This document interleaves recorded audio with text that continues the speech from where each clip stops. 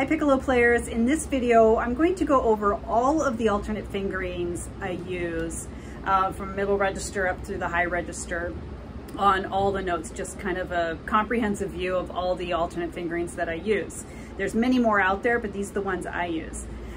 So let's start on middle A, that one. You don't really need an alternate ever for that, but the only thing you can do sometimes if that note, you're stuck on it, sustaining, and it's sagging a little bit, or the person you're in unison with is sharp, you can put your pinky down, the A flat key down. You just have to be sure not to put the G key down with it, or of course it'll come out like A flat. That'll raise the pitch. You can of course do that down on the low A as well. So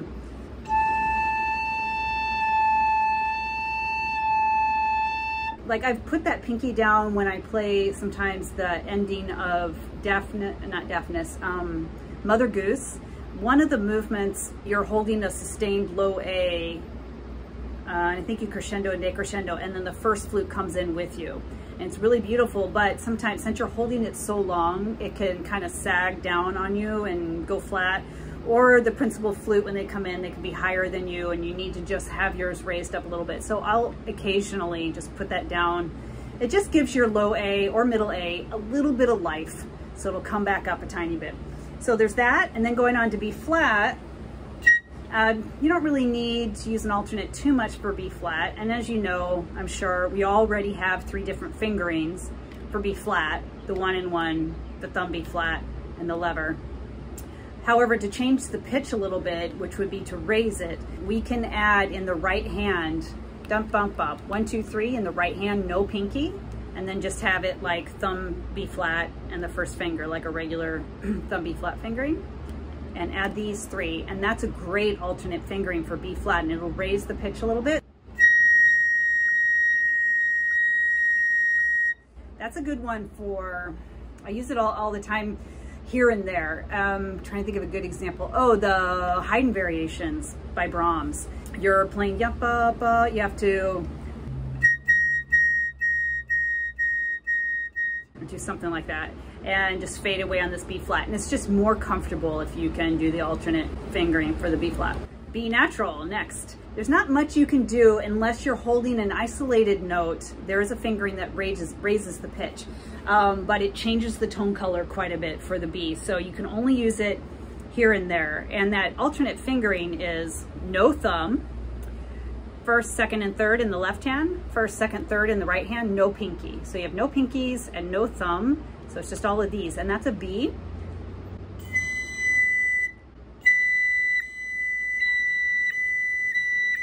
It raises the pitch. That's a great fingering for the Bartók Concerto for Orchestra, for that 1B at the end of the third movement that you have to hold.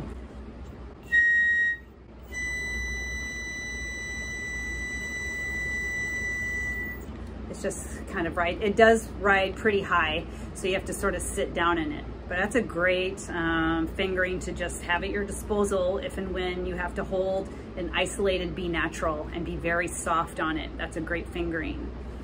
C natural, every once in a while, again, to raise the pitch a little bit, and used carefully, because again, this fingering can raise the pitch quite a bit and you don't want to use it all the time. But for high C, an alternate is no thumb, first finger, second finger, third finger in the left hand, first finger, third finger in the right hand, and the pinky, I think.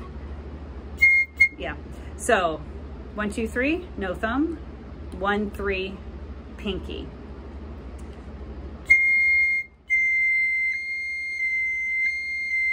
That raises it quite a bit, so that's useful. C sharp. The C sharp, this one I use almost all the time as a regular fingering for the piccolo.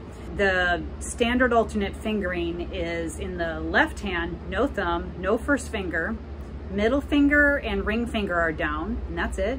And then in the right hand, middle finger, ring finger, and pinky. So that's a standard C sharp fingering. Really, I feel like this is just the standard C sharp fingering for the piccolo rather than the flute one. It's just so much more in tune. I use it all the time. When I warm up and I just play my long tones going up in half steps, when I hit C sharp, I always play it like this. I hardly ever use this unless it's like, you know, a technical 16th note passage or something, and then of course I'm just going to use that. But this C sharp raises it. Not only does it raise the pitch, but it makes the tone more round and has more of a center to it. This is the best fingering. I use it all the time. Okay, and then high D. For most of us, high D, you know, that's 2 ledger lines above the staff, sits a little low. And so you can, there is an alternate. It doesn't do much. For me, I feel like it's psychological, but the standard alternate fingering for high D is you're fingering high D, and then you're gonna add pinky here and add the first finger here.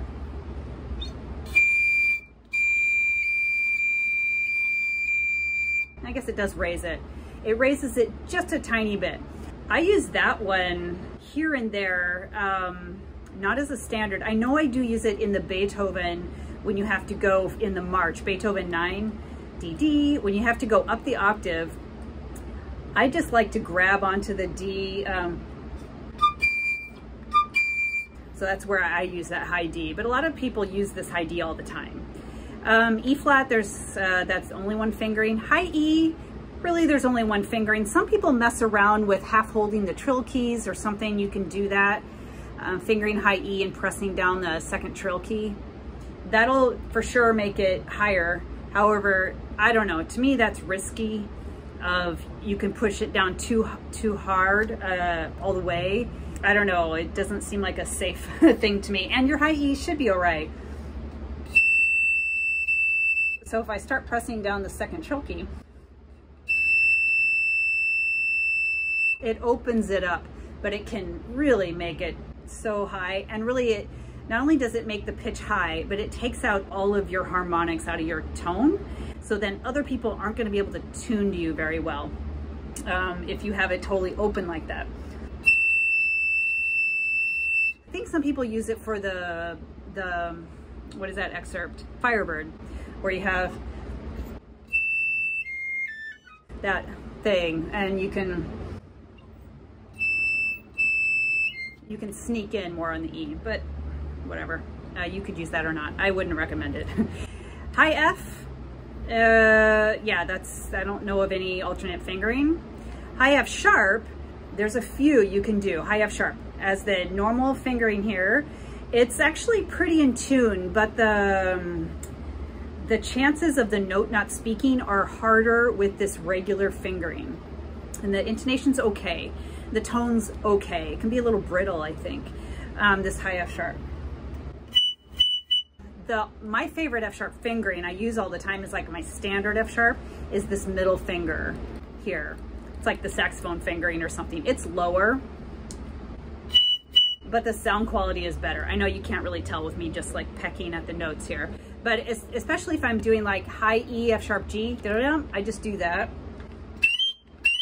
It's just a cleaner fingering.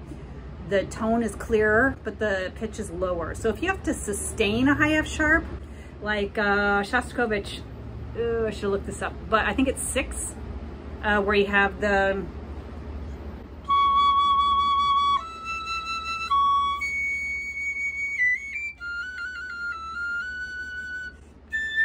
here. When you have to do that big octave jump, F sharp, F sharp.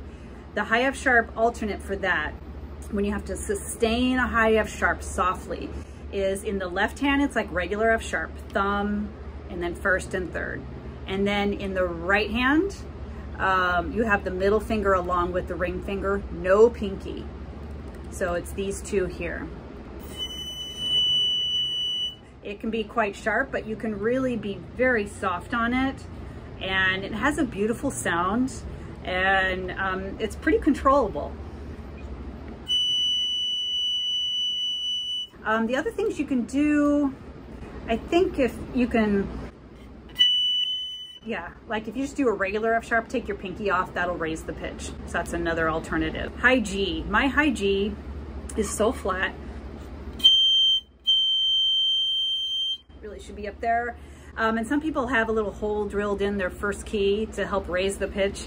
if I have to sustain a G with other people where it's noticeable that I cannot raise it enough, I do an alternate. And so the alternate I use is in the left hand, no thumb, and it's first finger down and third finger down. And then in the right hand, the middle finger and the ring finger. And pinky, and pinky. And you have to blow a little extra fast air for that to come out.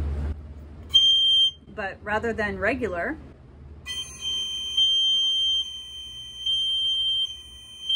it's quite a bit higher, so it's pretty nice. The other one, high G sharp, is probably the most essential alternate fingering you will need. And it's, again, like the C sharp, this should be your standard fingering. The alternate fingering should be your standard piccolo fingering rather than the regular G sharp fingering. So the regular high G sharp, as we know, has no thumb, no first finger, and then middle finger, ring finger, pinky. That's high G sharp. And your pinky here, you know, for stability.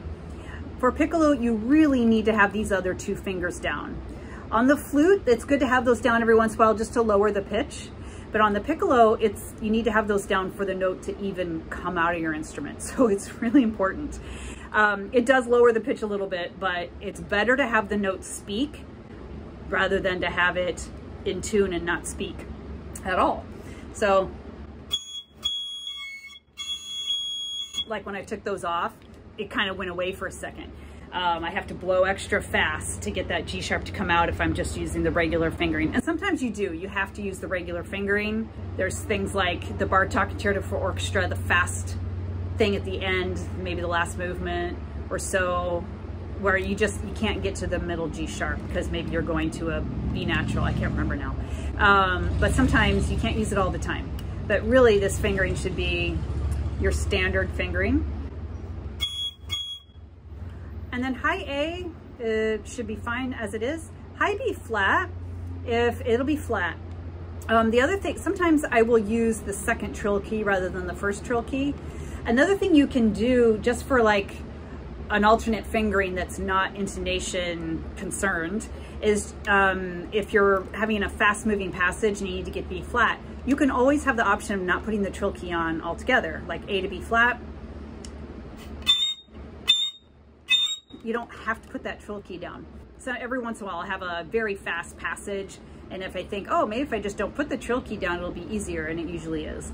But anyway, if your concern is intonation not being high enough, like in Troika, ya ba ba ba ba, B flat. Pretty sure that's a B flat where I'm thinking of. And sometimes if I'm feeling like my B flat's going to be flat, or if I'm in a very cold hall, or you know, the air conditioning is cranked, I'll use this, put my trill finger over there instead. So here's the regular B flat, and with alternate, it raises it quite a bit.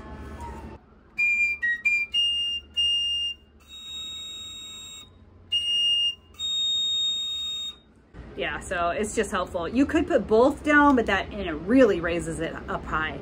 So maybe if you have to play like a sustained high B flat, pianissimo or something, that might be something you could do. But anyways, and then high C is just high C. There's nothing you can do that I know of to make that any better. Okay, so those are all the ones I use as I'm going up, and then I just thought of examples of where I know I use them off the top of my head. There are many, many more other alternate fingerings you can do, and you can just experiment. So good luck with those. Let me know if you have any questions. Put any comments down in the comment section if you have any questions or whatever. If you want me to clarify, I'd be happy to do that. I will also real soon be reviewing a few books that have an extensive, comprehensive list of trill fingerings. So that'll be coming up shortly. All right, so make sure you hit subscribe so you'll be in the loop for that video when it comes out. All right, thanks for watching.